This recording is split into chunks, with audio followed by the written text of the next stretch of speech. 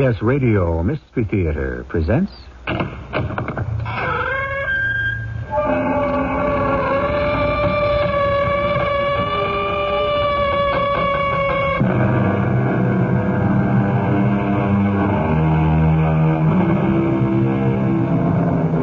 Come in. Welcome. I'm E.G. Marshall. To celebrate its 9th season as radio's first theater of the 80s, Mystery Theater is presenting in 5 parts Victor Hugo's extraordinary novel, Les Miserables.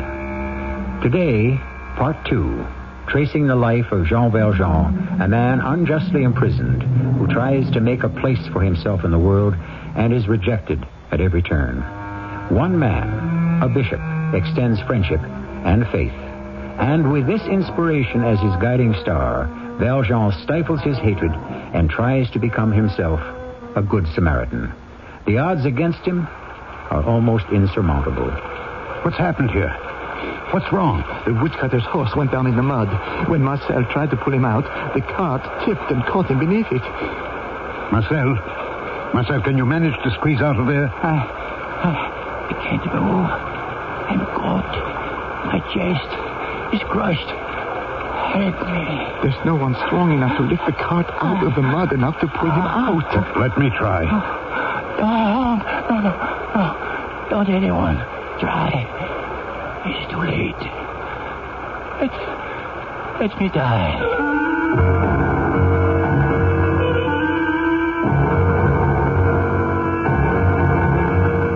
Our drama, The Lawless and the Law. Part 2 of Victor Hugo's Les Miserables, adapted for the Mystery Theater by Gerald Keane, stars Alexander Scrooby as Jean Valjean and Bernard Grant as Inspector Javert. I shall return shortly with Act 1.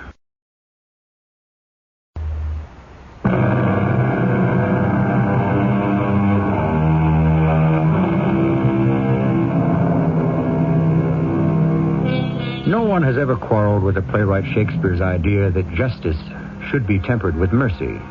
Jean Valjean, after serving 19 years in prison for stealing 1 loaf of bread, has made compassion his way of life.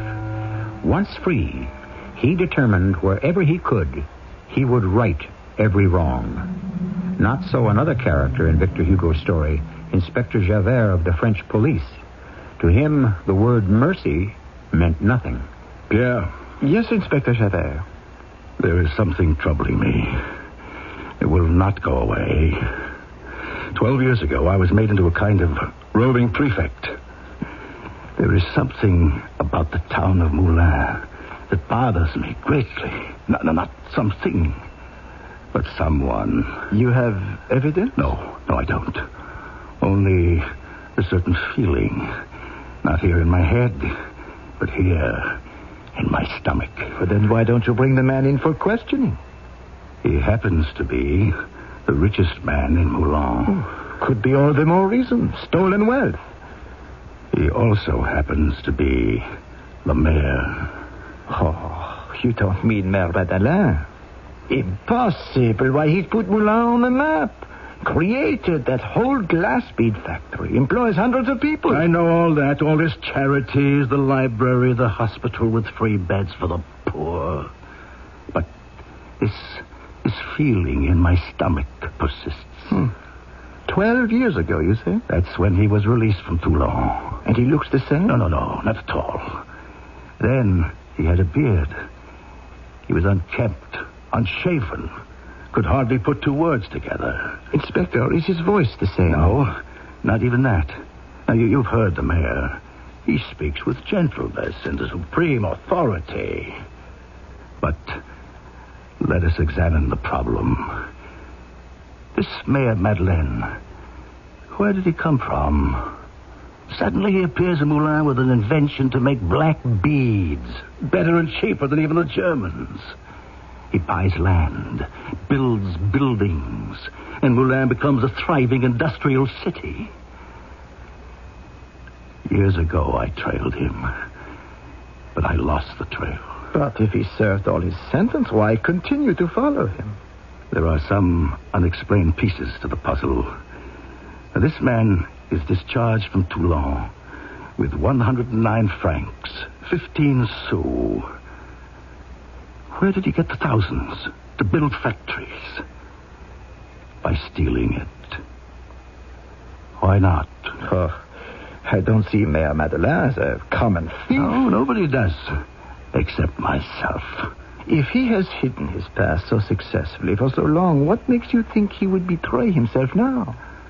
I can wait another 12 years, if I need to.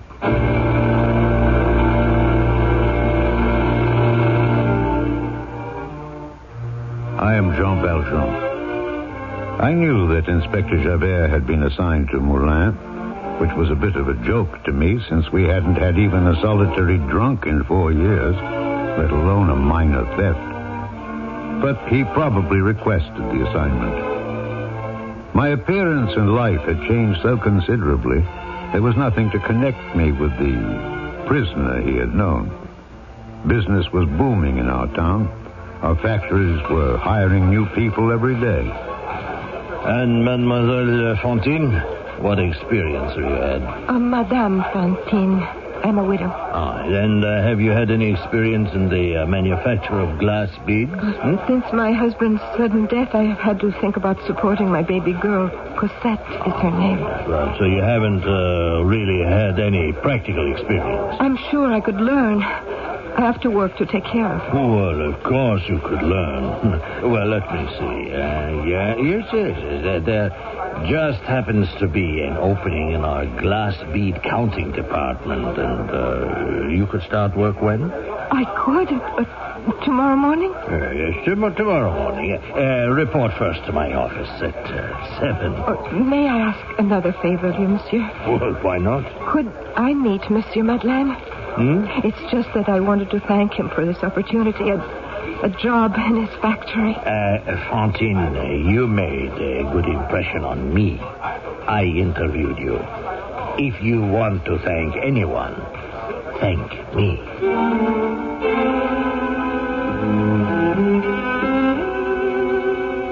As I said, I was aware that Inspector Javert, even after all these years, still pursued me. But for him to make any positive connection between the mayor of Moulin and Jean Valjean, the former convict, was next to impossible. Until one miserable rainy day, when I happened along a country road outside our town and came upon a crowd of men in an overturned car. Monsieur le Maire! What's happened here? What's wrong? It's Marcel Foucheron, the woodcutter. Huh? His horse went down in the mud. Marcel tried to pull him out, but the car tipped. He's fallen on top of them both. Marcel, can you hear me? Is that you, monsieur? Monsieur Madeleine? Yeah. Your horse looks pretty bad. I think both his legs are broken. Poor beast. Can you manage to squeeze out from under there? I can't move. All that wood.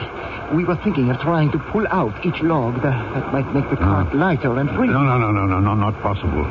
The side of the cart is pressing against Marcel's chest, and both arms are tangled in the wheels. Now, we need a jack to raise the cart from below.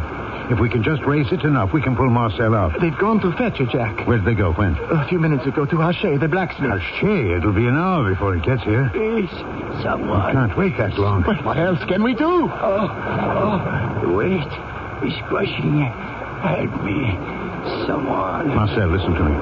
We're going to lift one end of the cart just a little and then drag you out. You hear me, Marcel? Monsieur Madeleine, the cart is sinking lower into the mud. The rain is coming. Did you hear what I said to Marcel? There's still room enough under there for a man to crawl under the cart and raise up one end with his back. It'll only take half a minute, and then we can pull Marcel free. Anyone here with a strong back? Monsieur le Maire, they all want to help. Inspector Javert, I didn't see you. Monsieur Madeleine, I never knew but one man capable of doing what you asked. Yes? He was a convict. Indeed. Only one man I ever knew with the strength a prisoner at Toulon. But that was many years ago. He'd be over 60 years old today. I couldn't let that poor woodcutter be crushed to death in front of my eyes. I wedged myself under the cart, near enough to Marcel. I lay flat. And then tried to bring my elbows up to my knees. Monsieur le Maire, go away. You will be killed. Save yourself. I know I am going to die.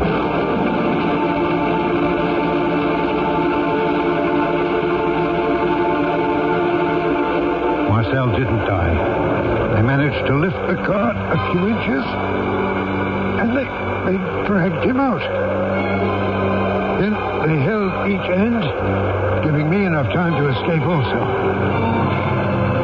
I stood up. I was all right. One is never too old.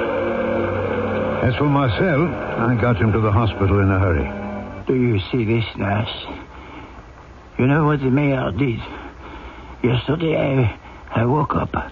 I found this 1,000-franc note pinned to my pillow and a letter. You see what it says? Payment for your cart and horse, which I have bought. And I know the cart was crushed to nothing and the horse was dead. And do you know what Mayor Madeleine did today? He got me a job. Me, crippled like this. The doctor says I need to be out of doors, so I am to be the gardener at the Saint Antoine convent. What do you think of that?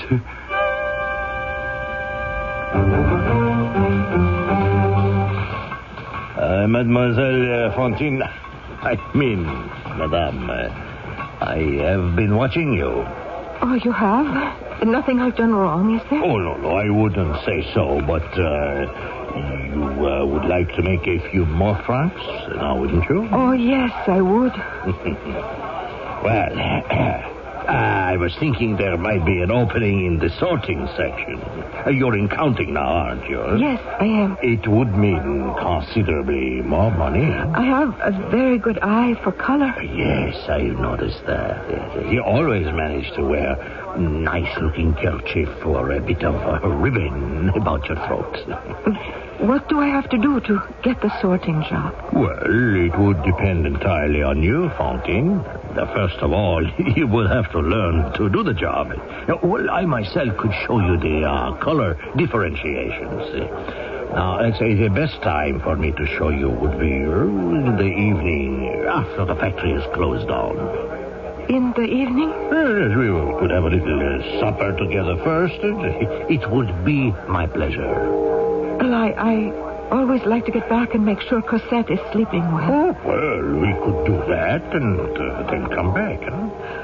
I wonder, monsieur, could I have a day or so to think it over, perhaps till Monday?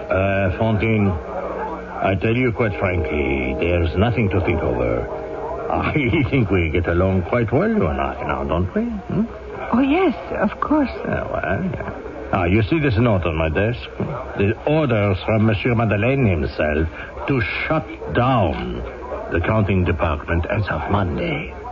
No more counting work? Oh, no, everybody is to be fired, let go.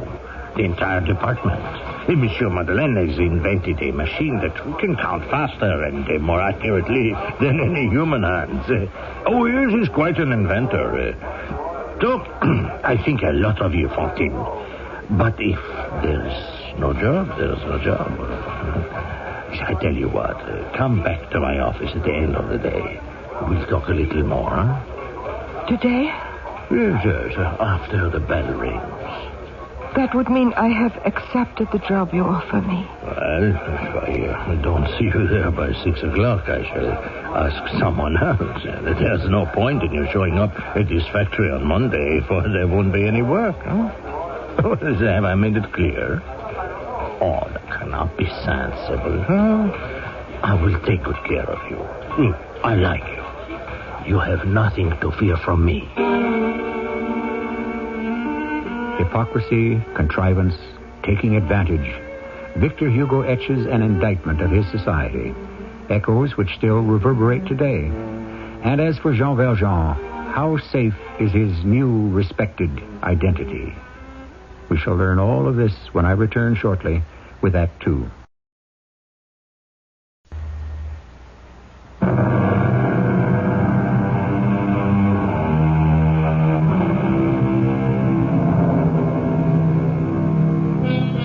Victor Hugo recounts the tale of the miserable and the poor, Fantine, a young widow with a sickly daughter to care for, has been fired from her job in the factory in the dead of winter. On a snowy day, she goes from store to store in a threadbare coat, begging for work. The snow is blinding. She can hardly see in front of her. Watch where you're going. You knocked me down. Why don't you look where you're going? Don't bother helping me up. I can get up alone. Why, it's you. Aren't you Fantine, who used to work in the glass factory? Let go of me. Wait a minute. Where are you running to? I'm not running. I'm looking for work. Well, I thought you didn't want a job. I offered you one. What you offered me, I didn't want. Now leave me alone. Wait a minute. Not so fast. I thought you had a baby girl to take care of and would do anything. Not anything. Monsieur, please let me go. How is the little one? Cosette is sick. No thanks to you. No, Fantine, be sensible. What did I have to do with it? I couldn't buy her the medicine she needs, or the right kind of food, or milk, or anything. Well, is that my fault? I hate you. Get away from me. Put down that piece of wood, you hear? I'll teach you a lesson. You'll see if I don't.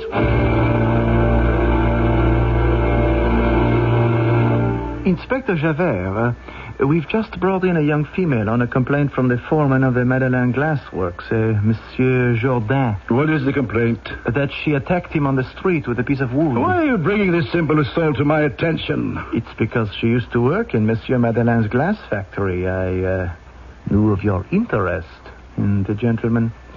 She says she was fired. I wondered why. Yes, there may be something we can trip him up with.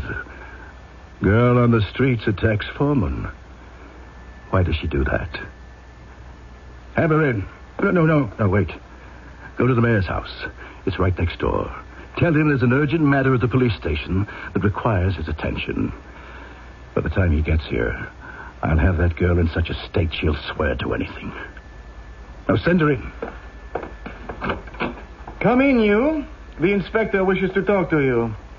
I shall return with the gentleman as soon as possible. Good. Young lady, you seem to have gotten yourself into a nice mess. It's all because of that awful Monsieur Madeleine. He fired a whole department. My job went with it. I haven't worked in months. Brute of a foreman attacked me. That is not what our gendarme reports. I tell you, he attacked me, that horrible man. Did he now? His sworn complaint to the gendarme was he was peacefully walking the street, and you took a stick and beat him about the head. Inspector, I swear by our Savior that is not true. You took no stick to him? To defend myself only. It was he who had me fired from the factory because I refused him. A moment ago, you told me it was Monsieur Madeleine who had you fired. That's what I was told. How well did you get along with Monsieur Madeleine? Who? The owner of the factory. Don't tell me you don't know him. It's true, I never met him. That is not the report that has come to our attention. We know there was some kind of a liaison between you and Monsieur Madeleine. I don't know what it could be. I am so cold and tired. And my little girl, she will be worried about me. Cosette, I left her with nothing to eat. Please let me go to her. Then why don't you tell me about Monsieur Madeleine? Let us be clear about this and you can go. I will even give you some milk to take to your Cosette. Now, you did know him when you were working at the factory. What do you want me to say? If you don't tell me what I wish to hear, then I'm afraid it's 6 months in prison for assaulting a citizen in plain view of witnesses and the sworn affidavit of a gendarme. 6 months? What's my child going to do? She's a baby. That's for you to decide. I have tried so hard to be honest and truthful. It doesn't pay. Yes, I knew Monsieur Madeleine. That's better. Now we're getting somewhere. And he had you fired from the factory when you were no longer of use to him. Yes. And in the street, you mistook Foreman Jourdain for Monsieur Madeleine, and because you were wronged, you beat him about the head. Is that what you want me to say? Yes, and you will say it, no matter who asks you. I will say I knew him, yes. Otherwise, 6 months, and who knows what will happen to your child while you were in prison. Here is the mayor, Inspector Javert. I was just on my way here. We have had some unfortunate information from this young lady. Oh, my dear. Is this the girl who was thrown into the snow? I was just coming here when I learned she'd been taken by the police to your office. Madame, tell this gentleman, repeat to him what you have just told me. Throw a blanket around her shoulders. Can't you see she's suffering from exposure? Look at the poor child. Heavens, to find a citizen of Moulins in this condition. Madame, I asked a question.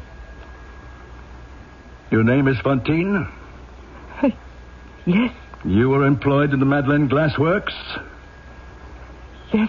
Were you? I didn't know that. And have you not just made a sworn statement that you had personal relations with Monsieur Madeleine, owner of those works? Oh, come now. I've never seen this child before.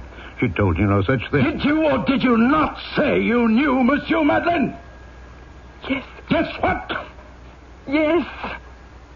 I knew him. And we all know what that means. It's quite obvious this young lady is not well, not in her right senses. She appears very ill. She made quite a serious accusation. Oh, what was it? It was you she thought she was attacking in the street. Inspector Javert, let this girl go. She did not attack me. Oh, I'm afraid I cannot dismiss this. She did assault a gentleman in the street. We have a sworn deposition. Inspector, listen to me. You're an honest man. I'll have no difficulty making myself understood to you. I was crossing the marketplace when I saw the gendarme, Pierre, leading this girl away. A crowd had gathered. I inquired what had happened. The man you say she assaulted, if he was my foreman, Jourdain, he was in the wrong. And in common justice, he should have been arrested, not she. And what about her accusation a moment ago about you, Monsieur le Maire? If untrue, it is an insult. But you told me I had to. That concerns myself. Whatever her reasons. You will kindly obey me and let her go. I heard Fantine's story. I told her that what Jourdain had said about closing down the counting department was absolutely untrue. I heard about her little daughter, and I promised to have the child taken care of. In the meantime, Fantine herself was undernourished and ill. I had her taken to the hospital where she could recover. A month later, Inspector Javert paid me a visit. Excuse me, Your Honor. What is it, Inspector Javert? What did you wish to see me about? A serious misdeed has been committed, sir. What deed? An inferior agent of authority has failed in his high respect to a high office in the city. I have come, as is my duty, to bring the fact to your knowledge. Who is this agent? Myself. Oh? And who holds that high office? You do, Monsieur le Maire. Your Honor, I have come to request that you will take action to have me dismissed from the police service. What's come over you, Javert? You wish to be removed? Discharged. Very well, discharged. I don't understand it. You will. 4 weeks ago, after the scene about that girl where you ordered me out of my own office, I was furious, and I denounced you. Denounced me? To the chief prefect of police at Paris. As a mayor who interfered with the police, eh? I denounced you as a prisoner. I thought you were so. I've had these notions for a long time. Your mysterious appearance in Moulins with enough money to build a factory. Your physical height, your extraordinary strength. You remember the incident with old Marcel. How you lifted the cart out of the mud. And a few other suspicions of my own. It was absurd. But I took you for a man by the name of Jean Valjean. What name did you say? Jean Valjean. A convict I first saw in Toulon 20 years ago. Now, he had already served many years for theft. You could not be the man. I'm glad you came to that decision. I had to. You see, the real Jean Valjean has been found. He has been found? They arrested a man who first refused to give his name and then said he had forgotten it. Well, what has that to do with this Valjean? Oh, this man is clever. He pretends to be an idiot, having lost his mind.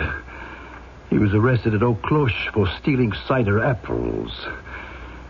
He was taken to the departmental prison at Arras. There he was recognized by a fellow convict who said, "I know you. We were in the same galley together. You are Jean Valjean." The word of this had just reached the Paris prefect's office when I was denouncing you. They laughed at me, so I went down to Arras myself, and I saw the man. You saw the man who denied he was Valjean? The truth is the truth. I recognized him, too. That man was Jean Valjean. Are you sure? Oh, yes. Monsieur le Maire, forgive me. Forgive me. Now that I have seen the real Jean Valjean, I cannot understand how I could have believed anything else. Again, I ask your pardon. So what is going to happen now? If he is Jean Valjean, he is a former convict. It is no longer a matter for the police court, but for the assizes. He is to be tried at Arras, and I have been called as a witness. Is that all, Inspector? No. I must be discharged. Javert, you're a man of honor. You exaggerate your faults. I insist that you continue as Inspector of Police. I cannot allow it. I say it again. You attach too much importance to what you call denouncing me. It's the duty of men in your job to suspect. Without proof, in a moment of passion, for revenge. Had any of my subordinates done what I have done, I would have declared him unworthy of his badge and discharged him. Monsieur le Maire, if I were not severe with myself now, my whole life, everything I have done would be an injustice. Oh, it's easy enough to be kind and good. The difficulty is to be just. And I am bound to treat myself as I would treat another man. All I demand, Monsieur le Maire, is the discharge of Inspector Javert. What am I afraid of? I'm saved. All is settled. Javert, who so long annoyed me, will now leave me in peace. He's got his Jean Valjean. What wrong have I done? I've lived the way the bishop made me promise to live. I've lived as a just man. I've closed the door on my past. Why should I be punished again? Remember me, Jean, the Bishop of Digne. Monseigneur, welcome. Remember. Are you here? Or are you in my mind? We made a pact, Jean. My candlesticks for your true being. I took your soul from Satan, begged you to shut the door against him. But you will open it again if you let that innocent man be punished in your name. What shall I do? Give up all the good I've done? Give up helping the poor, bringing work and contentment to a city of people? What use is it if I liberate that man they think is Jean Valjean and denounce myself? It is a question that can only be replied to by the Lord himself. And how much of his spirit remains in you? I pray he will help you find the answer. Listen to Victor Hugo's postscript to this very scene. Valjean takes the bishop's candlesticks and in a mad moment tosses them into the fire. He will destroy them, obliterate the bishop, everything. He will remain the mayor. But again, he hears the bishop calling his name. I shall return shortly with Act 3.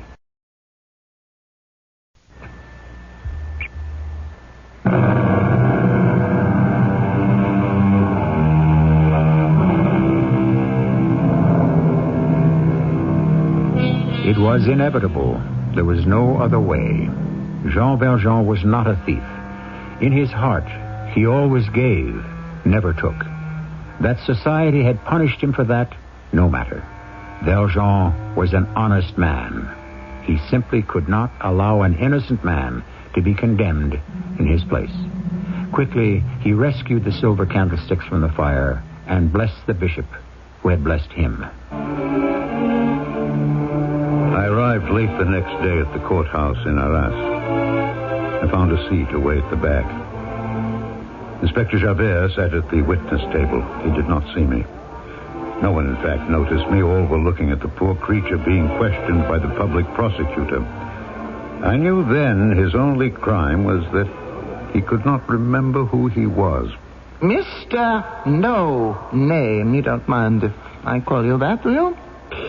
Do you, Mr. No Name, really expect us to believe that you do not remember that Jean Valjean is your name? No, that is not my name. I do not know my name. But, Mr. No Name, if you don't remember, it could be Jean Valjean. We have witnesses who seem to know more about you than you do yourself. We have the Inspector of Police, Inspector Javert, who positively identifies you. Could he be mistaken? I don't know, Monsieur Javert. Inspector Javert, we have other witnesses who are chained with you at Toulon, and we shall ask them to appear presently. No, I was never in Toulon. Prisoner, I ask you two questions. First, did you, yes or no, climb over the wall at Haute Cloche, break a branch, and steal apples? Second, yes or no, are you the liberated convict Jean Valjean? I have stolen nothing. I'm a man who doesn't eat every day. How do you manage to remain so big and strong? I do odd jobs. Can you remember who you worked for? Not at this moment. Too bad. What do you remember, Mr. No Name? I was walking toward Haute Cloche after the flood. It made the whole country yellow. Nothing growing in the sand except a few blades of grass. I found a branch with apples lying on the ground. I picked it up. I never thought it would bring me into such trouble. I don't know why I can't remember my name. I have not stolen. I only picked things up lying on the ground. May it please the President and the court, in the presence of these confused deniers on the part of the prisoner, we would like to call upon Police Inspector Javert as to the identity of this prisoner. I recognize him perfectly. This man has a name. It is Jean Valjean, an ex-convict of a very violent character. He is filled with a hate for society and is an enemy of society, and in my opinion, must be put away. No, I hate no one. It was with great reluctance that he was set free when he had completed his time at Toulon. I know this man by his size, his hands, and his face. Inspector Javert, I thank you. You, have nothing further to add? I repeat, I recognize him perfectly. 3 convicts were then produced. Brevet, Chenildieu, and Cochepaille. Brevet turned to the prisoner and said, I recognize him as Jean Valjean. He looks like a brute now, but I imagine age has brutalized him. Brevet, you may go and sit down. Prisoner, remain standing. I call now upon the convict Chenildieu. He also identified the poor man by saying, I should think I do recognize Valjean. We were fastened to the same chain for 5 years. Sit down. Witness convict Cochepaille to the stand, please. Cochepaille also pointed a finger at the prisoner, remembering some nickname they had given me. Convict Cochepaille, did you say this man, Jean Valjean, was named Jean the Jack because he was so strong? Yes, I did that. Brevet! Chenildieu! Cochepaille! Huh? Look this way. Look at me. It's Monsieur Madeleine. Monsieur le Maire. I didn't know you were here. Fellow prisoners, don't you recognize me? Gentlemen of the jury, acquit the prisoner. Monsieur le Président, have me arrested. That man is not guilty. I am Jean Valjean. I will not occupy the time of the court any longer. I shall go away. I'm not arrested, and I have several things to do. The public prosecutor knows who I am. He knows where I am going. And he will order me to be arrested when he thinks proper.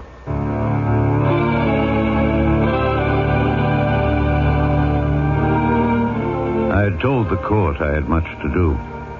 But only one thing to me was important. To go to the hospital where Fantine was recuperating and make sure she was reunited with her child. But when I got there, they told me someone had spirited Cosette away. And because her mother, Fantine, was so weak, no one dared tell her the truth. Oh, Monsieur Madeleine, why don't they bring me Cosette? She's in the nursery along with several other young ones. Don't you worry. You saw her? No, I've just returned from Arras. But as soon as I get the doctor's report about you, I'm going to the nursery to make Cosette's acquaintance. I still don't understand why I couldn't see her. Only a little weak, but if I saw her, it would give me such strength I could get out of this bed and dance. Fantine, you certainly are stubborn. The doctors say you must be patient to regain your strength. Believe me, I think it would be a great strain for you if that door behind me were to open and there stood Cosette. No! Fantine, what is it? In the door. There. Oh, Monsieur Madeleine, save me. Standing in the door was Javert. He had come for me. I knew that. But Fantine did not. All she could remember is that day not so long ago when Javert had threatened her with 6 months in prison. The day I had countermanded his order. Oh, save me from him. Don't be alarmed, child. He hasn't come for you. I know what you want, Javert. If you know, then get up. Well, are you coming? Maybe this will assist you. You needn't hold me by the collar. Monsieur le Maire. There is no Monsieur le Maire here. Javert. Call me Monsieur l'Inspecteur. Inspector Javert, I should like to say a word to you in private. Speak up. People talk aloud to me. I have a request to make of you. I told you to speak up to me. Be heard only by yourself. What do I care about that? I'm not listening. Grant me 3 days. 3 days to go and bring back with me this unhappy woman's child. I'll pay you whatever you ask. You can come with me if you like. You must be joking. You ask me to give you 3 days so that you can escape again. To go and find Cosette? Then she's not here? Where is she? Monsieur le Maire, you promised. You said she was in the nursery. Be quiet. Silence! Somebody help me, Monsieur Madeleine. I tell you, there is no Monsieur Madeleine. And no Monsieur le Maire. But there is a thief, a brigand, A convict by the name of Jean Valjean, and I have got him. That's what there is. No. Cosette! God, you've killed this woman. Oh, my baby. Nurse! Doctor! Get away from that bed. No, Javert. You have made a big mistake hitting me. Javert, stand as far away from me as you can. I advise you not to disturb me at present. Say a prayer over her, if you like. Fantine, I don't know if there is life enough in you to hear me. I don't know if my voice will catch your spirit as it leaves here. But I swear to you by all that is holy, all that my life has meant and will mean and must mean. One day, I shall find Cosette and care for her in your name, as if she were my own granddaughter. Sleep, Fantine. Sleep forever. Remember me. Never forget. Faith, hope, and love abide. And the greatest of these is love.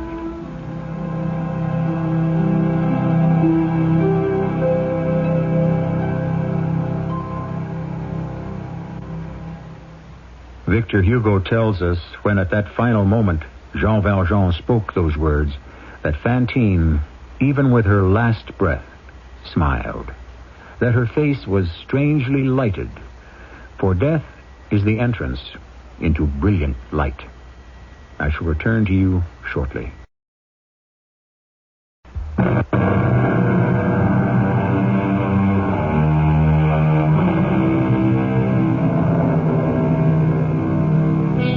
And so we conclude Part 2 of Victor Hugo's Les Miserables, a novel which to this day has remained one of the greatest expressions of man's struggle to maintain dignity, charity, and love.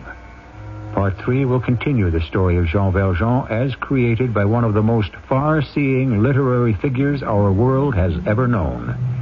Our cast included Alexander Scourby, Bernard Grant, Terry Keane, Russell Horton, and Earl Hammond. The entire production was under the direction of Himan Brown. Radio Mystery Theater was sponsored in part by Raven House Paperback Mysteries. This is E.G. Marshall, inviting you to return to our Mystery Theater for another adventure in the macabre. Until next time, pleasant dreams.